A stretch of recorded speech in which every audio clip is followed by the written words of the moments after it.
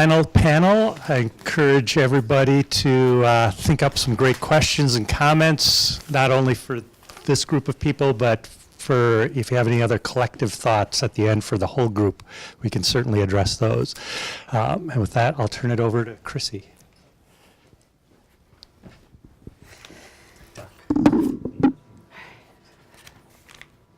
Bonjour, Christina Marie Goodwin, Indigenous Gaye, Christy Pettit, Gawaba, Beganakag, Onjibawag, and Dinaway Maganag.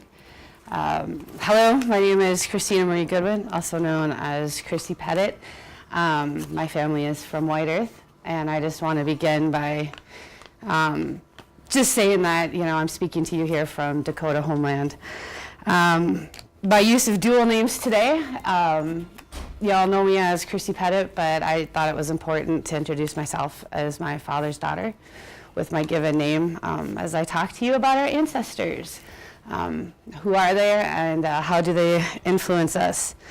I'm following a heck of a lot of great presentations and people who have touched on a lot of what I am exploring, have explored, and will continue to explore.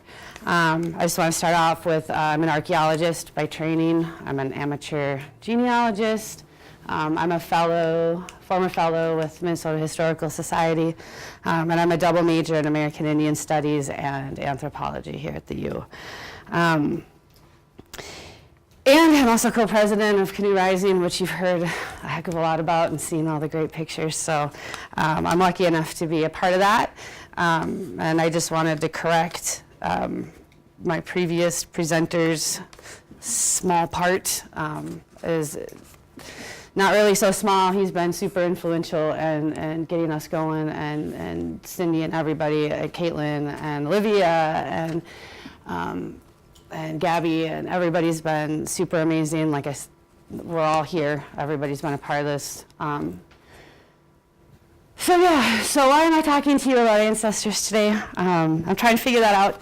I'm still working on my paper. I'm not done. I'm totally winging it here. So bear with me as I go through. But 14 months ago, I had an experience that really shifted my life and put me into a spot where this is something I'm really exploring, having these personal connections, experiences of things I can't explain, and how do I know what I know. I'm a scientific person, archaeologist. I really want to understand what happens in tangible terms. I began my academic career with the physical, the material culture. It was important to me that I understand, know, connecting to the past in a physical way is something I understood, not just wondering why and how and listening to some random story. So connecting to my past and to the past in a physical way is how I started. And 14 months ago, I was in that lovely canoe that you've seen so many times in the middle of the Mississippi, and dropped it. Middle of the Mississippi, and left out there to steer and figure out how to get us all back to shore, which we did. Obviously, we're here. But I remember sitting out there. I think look at that left picture. That was that day. Go about halfway out there, and I just remember sitting there going, okay, I know how to do this. I've done this before. And obviously I haven't. That was the first time I'd seen that specific vessel. So that's where my interest in ancestral memory comes from. Understanding how we know what we know and why we know it, and how it continues to impact us today. There's a lot of science that goes with it for people that are specifically science related. And so I I'm still working on it. There's a lot of really interesting,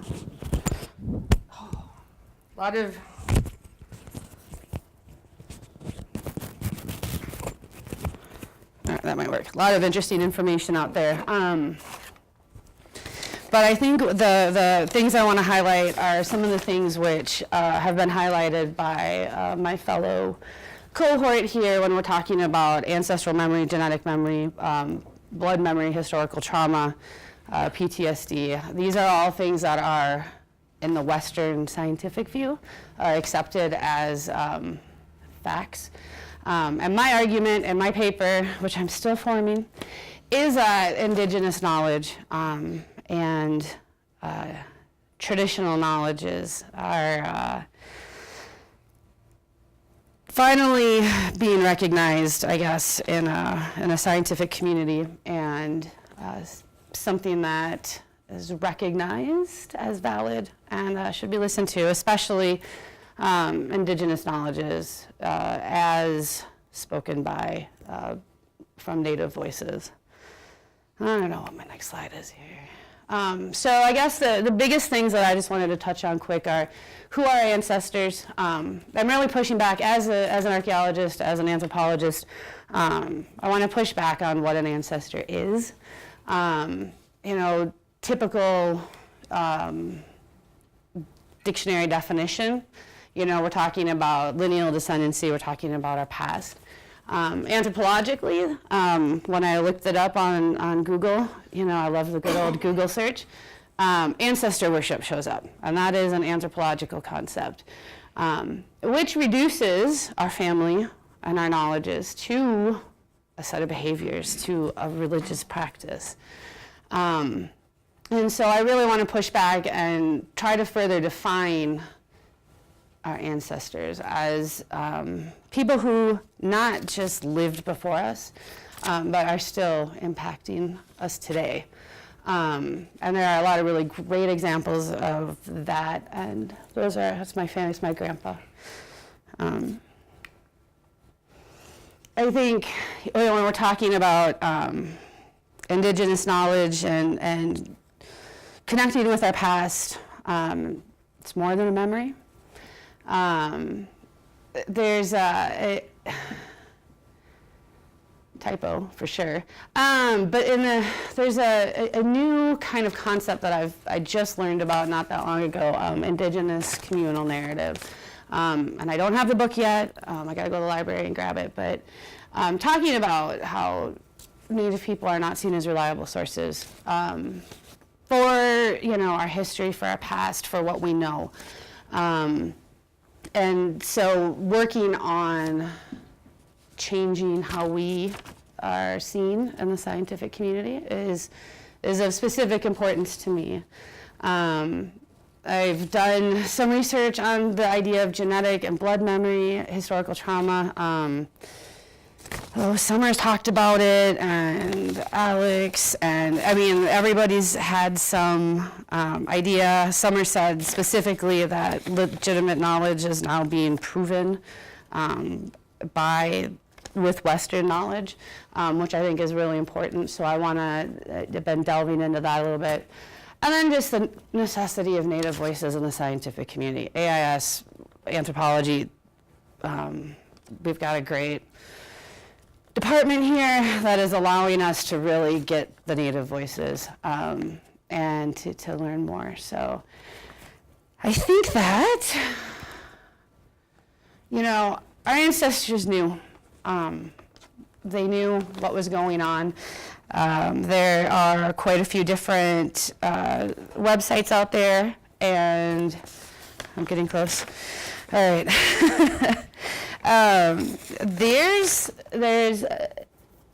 an entire website out there, the Bureau of Indian Affairs, where they are documenting what specific tribes are working on in order to deal with things like climate change. And I have no idea how to screenshot, so I couldn't get that on my PowerPoint. But I did want to let you guys know that there are so many communities that are taking control and taking charge of care of their land, care of their community, and preservation for the future based on traditional knowledges. And I think it's important to remember. It's important to know. And keep your eyes peeled for this paper. It's going to rock when it's done. I'll end with that.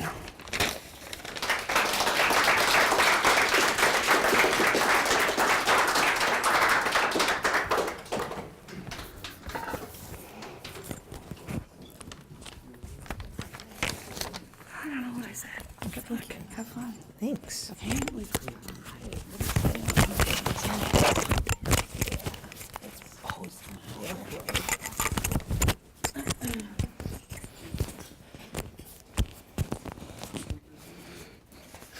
Oop. Oop. Is there a... Right. Anin dinner magnadab, manido ko indigo, mikanaka window dam, Moaking dunjaba, mikanak wajung jinakadesh gonigan wenjubawa and dinwe maganag. Hi, my name's Marissa Carr. I am Turtle Mountain Ojibwe from the Turtle Clan. Grew up in Milwaukee. And the first thing many of you are probably wondering is, who even is this person and why is she here? Or for those of you who know the answer to the first question, you might be wondering, why is she back here? Which brings us to bullet point number 1, the great SUV dust-up of 2010. So, I was an American Indian Studies student. I finished my coursework in 2010 and was promptly hit by an SUV crossing the street before I had a chance to write my senior paper. That was 8 years ago. In the interim time, I have written 6 full-length plays, but have not managed to do the 10-page paper required for me to officially be a college graduate. Hence, here I am today. So I work in the Twin Cities as a playwright and an actor. I've worked locally and nationally with theaters including the Guthrie, Berkeley Repertory Theater, the Vortex and Annex, Pillsbury House Theater, History Theater, Frank Theater, Jungle, Playwright Center, and many others. That's kind of the boring part. I am also the co-founder and artistic director of a small native theater company called the Turtle Theater Collective.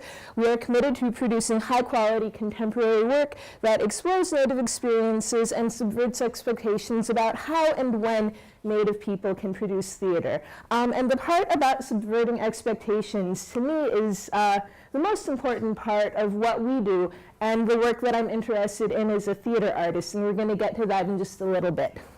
I'm trying to talk really fast because I know I only have 10 minutes and like 14 slides. So to start with, I wanted to give you guys a brief overview of the history of Native performance in North America, because particularly within the theater community, I hear a lot of comments like, oh, Native theater, because you guys have only been doing that for like 10 years, right? Incorrect. So when we talk about the history of Native performance, of course, going way, way back, we can talk about traditional storytelling, traditional dance, and ceremony, which I would argue is spiritual, but also in many cases is performative in nature as well.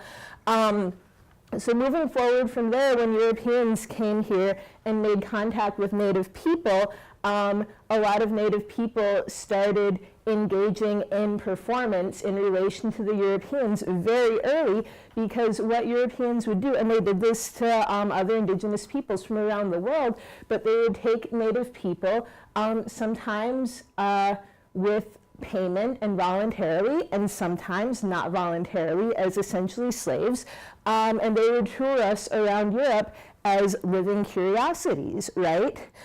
Which is the precursor to Wild West shows. And I think probably most of us have heard of Buffalo Bill's Wild West show, right? Because that's the big one. But actually, that was the big one. And there were hundreds of smaller outfits that employed Native people to perform, right? To play Indian.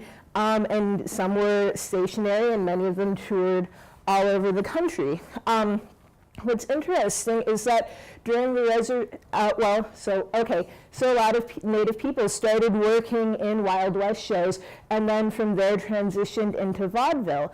And during the reservation era prior to the Indian Reorganization Act in 1931, working in essentially showbiz was actually one of the few avenues of gainful employment available to Native people off the reservation. And so particularly on the East Coast, we don't think of this in, mainstream thought about American theater history, but on the East Coast especially, there's quite a long and rich history of Native people who traveled with vaudeville outfits, who transitioned from Wild West shows into vaudeville, right? And then in some cases onto Broadway or other performance venues.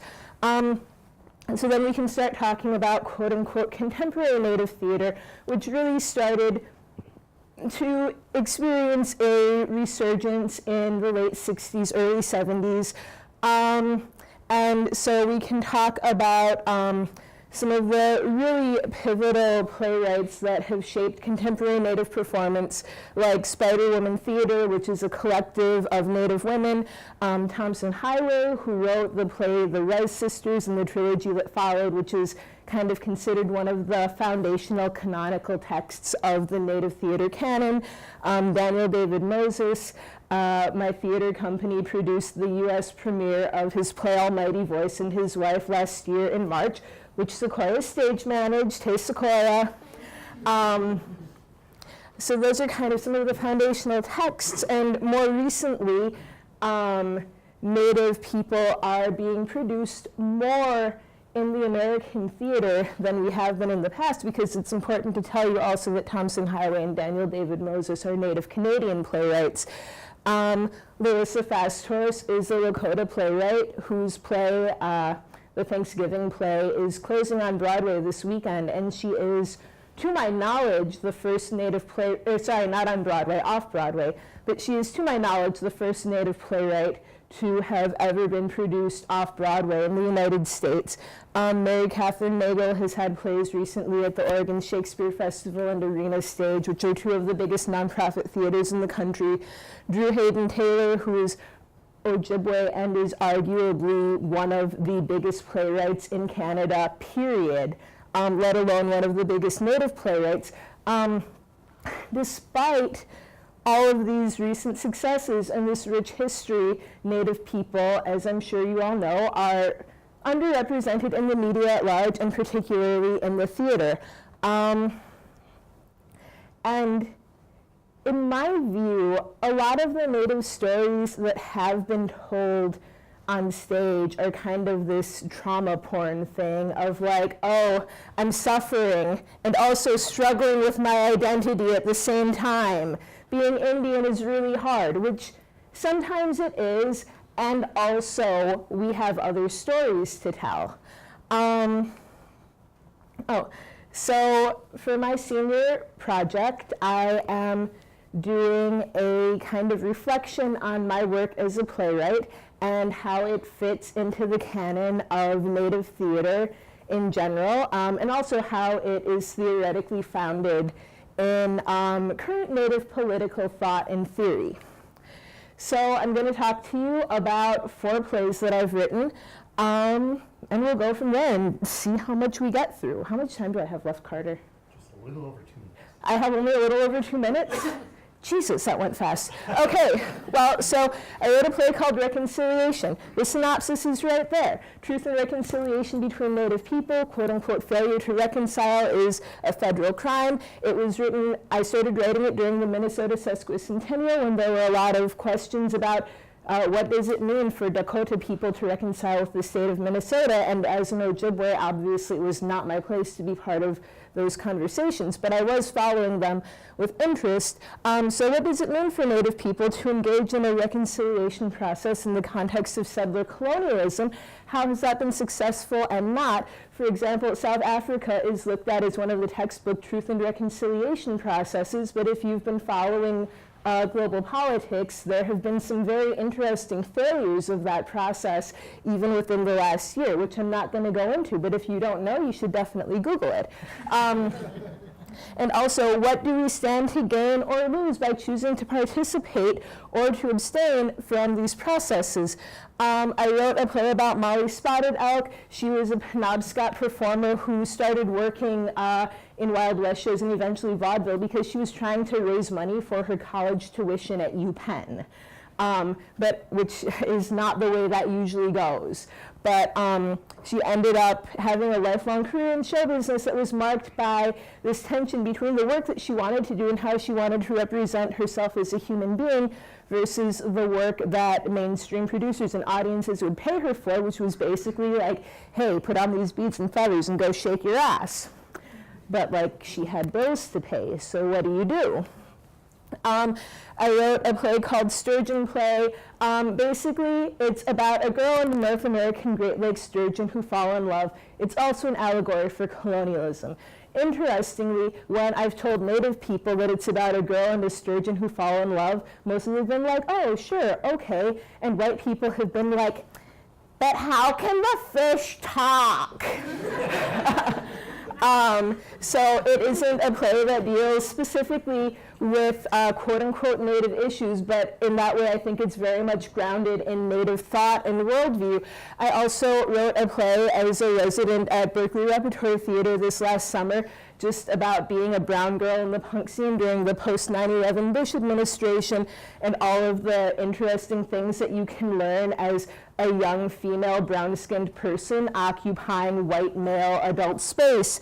And in this play, one of the things that's exciting to me about it is that the main character is Native, and that's secondary. It's not a play about nativeness, it's about a person doing a thing and living a life and having a set of experiences, and that person happens to be Native. Therefore, it is a Native experience, which to me is really the direction that I'm interested in pushing Native theater towards, right?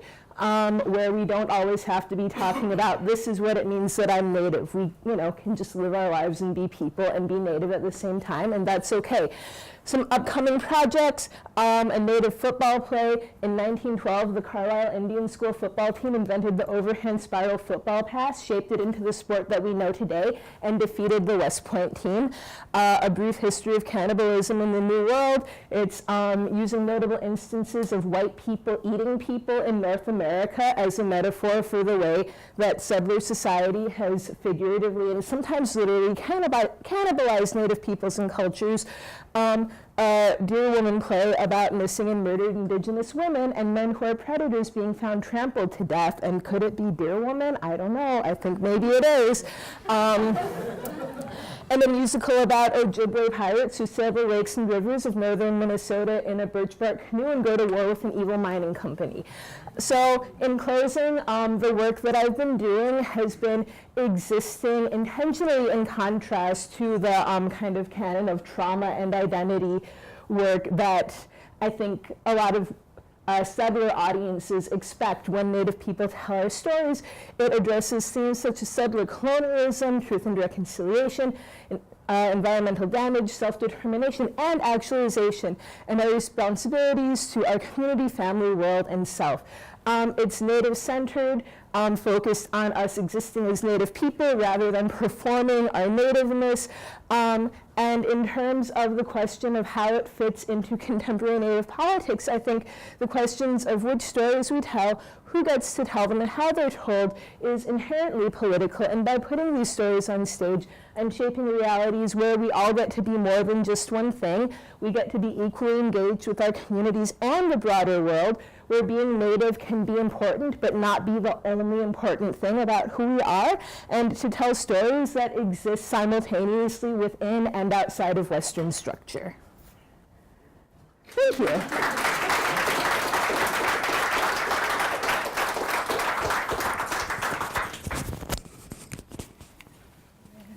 Oh gosh, that's so blinding.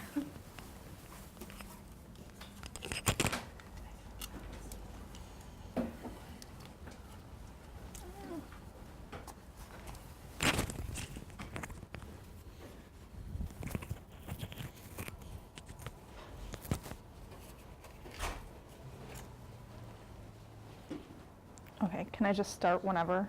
Okay. Okay, so Bures, my name is Elise, and today, most of my other colleagues have talked about art and cultural and indigenous knowledge, and that is so cool, and I love to hear it. But my thing is politics, so now we're going to get into the legal and political, so yeah. So my presentation today is going to be on how Arctic indigenous groups help pave the way for international indigenous recognition. Okay, so my larger paper is much broader than this presentation. It's focusing on the indigenous permanent participants of the Arctic Council, which is an intergovernmental organization made up of the 8 nation states that have territory in the Arctic, as well as 6 indigenous permanent participant groups. But since this is only a 10-minute presentation, I'm going to focus specifically on the SÁMI people, which is what I have personal experience with anyways. So I have 2 objectives. The first is to explore the political history of the SÁMI and their role in international indigenous recognition.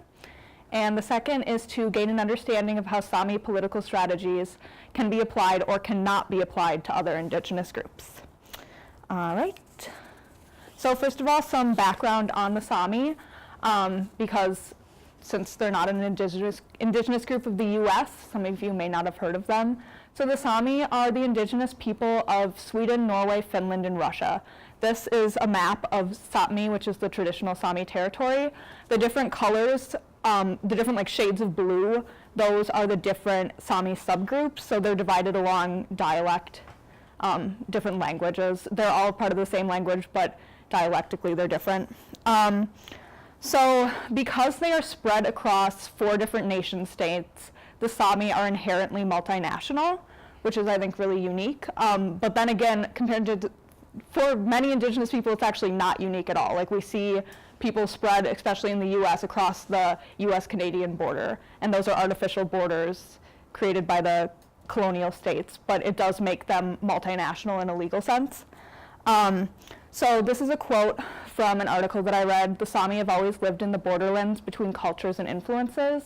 So they've always been, their legal status as well as their cultural status has always been really impacted by either the presence of borders or the lack of borders and what that means for their migratory routes as well as just SÁMI culture in general. All right, so some of the legal background. So I'm going to give you some important dates. Again, like I said before, the legal basis of SÁMI rights really relates to borders, so all of these dates are related to border treaties. The SÁMI, unlike a lot of people here in the US, did not have any treaties, nation-to-nation treaties with colonizing empires, but they were listed in treaties between other nations. So, for example, the first date, oh no, that's not the first date, no. So before the late 1600s, there was something called the Lapland border, which Lapland is a derogatory term, but it's still used in legal status, so that's what it's called, I guess. So basically before 1673 in Sweden, there was a border that divided the SÁMI territory from the Swedish territory. And so after a certain point up north, no settlers could go past there. No settlers could make settlements past there. But the SÁMI, it's interesting, all of their legal land rights were basically based in the Sida system, it's like a clan system, it's family groups. So the Sidas, according to the Swedish government, owned certain parts of the land past the Lapland border. Interestingly, the SÁMI also had usufructuary rights to hunt, fish, migrate across the borders. So this is probably the biggest treaty and the biggest source of what we would now consider SÁMI land rights. It's the Stromstad Border Treaty. So this was the treaty between Norway and Sweden, and it established the Norwegian-Swedish border. There was part of it called the Lapp Codicil. Again, Lapp is a derogatory term, but that's what it was called then, and that's what it's still called now. That basically outlined the rights that SÁMIs had that ordinary Swedish Norwegian citizens did not have. So again, trans-border migration, certain rights to certain areas for fishing, hunting, things like that. Let's see.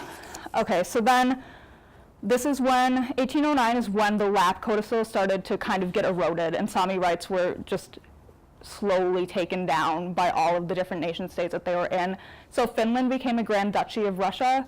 This solidified the borders between Finland and the other states, which meant that Sami could no longer cross over there or could not cross as freely. And migration is a really big thing, especially for people who are reindeer Sami, because they need pastures that, Norway has very cold pastures, so they need to come in the winter down to Sweden and Finland in order to get to the warmer pastures. Again, the Norwegian-Finnish border closure, this caused a mass migration of reindeer Sami because they had to basically make a choice of, are we going to be way up in the north in the super cold pastures all year round, or are we going to come down and stay in the warmer pastures? And a lot of them chose to migrate to Sweden and Finland because of that. All right. And then 1889 was the final border closure. So that's basically when everything that was listed in the Lapp Codicil was negated. So Sami could no longer move between borders. This disrupt a huge part of Sápmi and disrupt a huge part of the Sami lifestyle as well. So because of those border closures and also because of things like assimilation, Sami went through boarding schools as well. A lot of Sami lost parts of their cultural identity. Specifically reindeer Sami, because they could not move across the borders anymore. And with this came a loss of political identity as well. But in the early 1900s, there was a resurgence of Sami political identity. So it started regionally with, for example, in 1918, the Swedish Sami Council was formed. That was like a regional council. There was also regional groups based off of the SIDA system. And then in the mid-1900s, that's when a larger pan-Sami political identity began to emerge. So a catalyst for this was the Alta conflict. It was basically a conflict over damming of the Alta river system. And this is when a lot of young Sami began to assert their political rights that were outlined in the Stromstad Border Treaty and say, you know, like, we have rights to this land as well. And these are outlined, and they're outlined by international law, so you need to follow these. And so this is when a lot of Sami came together. This occurred in Norway, but it was a lot of Sami from the other nations also came together to fight with the Sami of Norway in this conflict. So then after the Alta conflict, again in the mid to late 1900s, the Sami really became politically involved in international forums. So for example, the World Council of Indigenous Peoples, which no longer exists, they were really instrumental in the formation. They were involved in all the preparations. The International Labor Organization in, I believe it was 1986, there's an amendment made to the participation of indigenous peoples, and the Sami were one of the only indigenous organizations to actually be involved in that. A lot of other indigenous people saw it as something that wasn't super consequential, but they became involved in that. Again, the UN, so the first person to suggest a permanent forum on indigenous issues was Sami, and their first chairman was also Sami. So they've been super involved. So now the analysis part. So why have the Sami been relatively successful on the international scale? I personally think that it has to do with that multinational identity.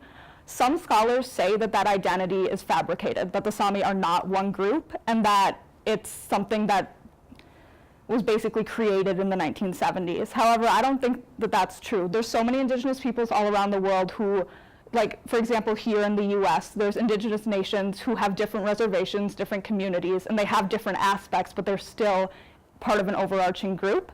And so I do believe, though, that this was a political decision to really assert their identity as multinational, to really put an emphasis on this. This gives you bigger numbers, and it helps you really just like assert your identity on the international scale. Oops. Okay.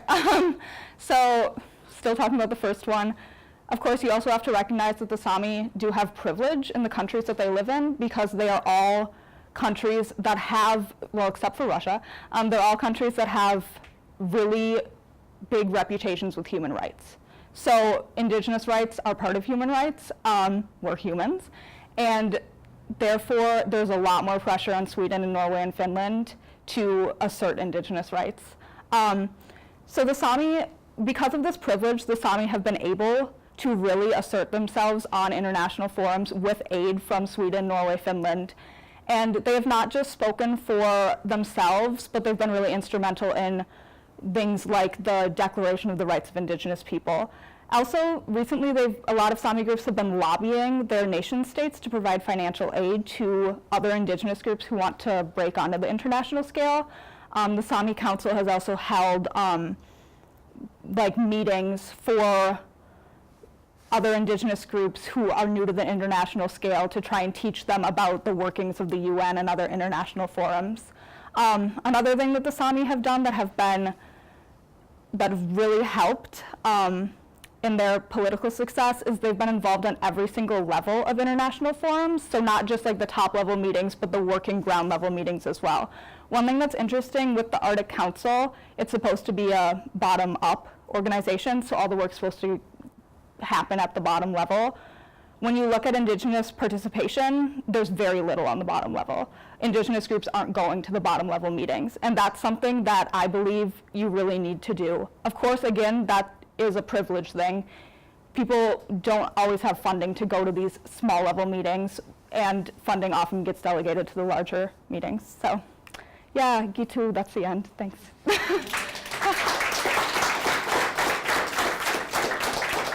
I'll give you this back.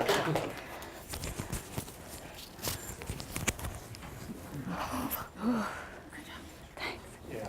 Can you turn on the light? So, questions, comments, thoughts? To throw at the last panel?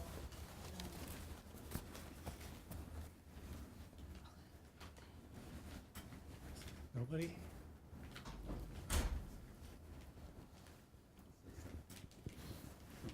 Again, I just want to reiterate what I said for the first group. Everybody contributes very important ideas, and I just want to thank the last group. I don't want them to think I'm excluding them, so that's why I had to articulate. So I just wanted to reiterate what I said previously. Thank you. Other comments, questions? So, For her. So are you recognized by the United Nations as being indigenous? Yes, so the SÁMI are recognized as the only Indigenous group in Europe. Wow. Yep. Yeah, Or that's- in the European Union. Which Eh. is, I mean, there's a lot of other Indigenous groups, like all the groups in Russia, but they just don't have that same legal standing. Yeah. Well, they're suppressed Yeah. by the powers. Thank you. other comments, questions?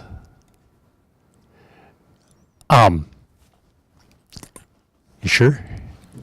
There we go. I knew somebody had a good question. Yeah, because there's people out there in internet land. Oh, those people. This is for you people. Just kidding.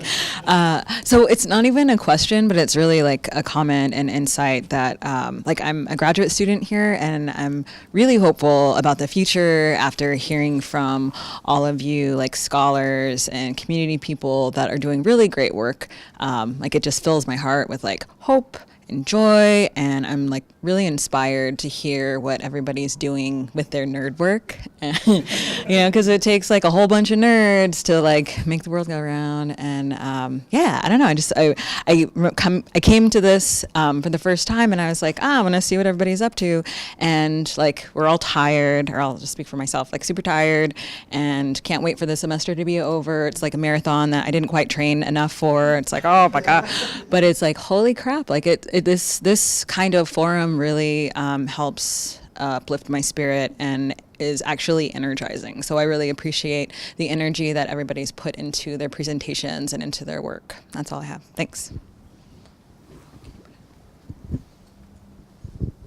Other comments? I would like everybody that presented to go up there and just say a few closing remarks too that aren't going to be any different. But I know like your family wants to get a picture of you with all your cohort, your peers. So see, I told you. So I don't even. What's your what's your name? Yeah. Crystal? Yeah. So I just want to second what Crystal had to say, that it's really inspiring to work with these young people. They're all younger than me. I guess I can safely say that. Some of them aren't so young anymore, but anyway, they're all younger than me. But it's really fun to watch these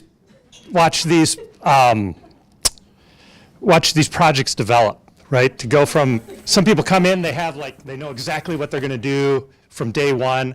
Other people cast around and find out things.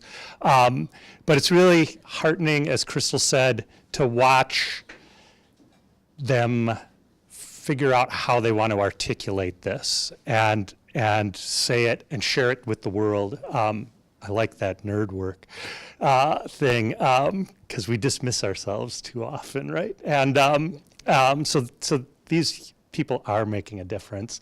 It made a difference in me all semester long, because it was really fun to go hang out twice a week and more with office visits. And it was nice too to have such a diversity of projects.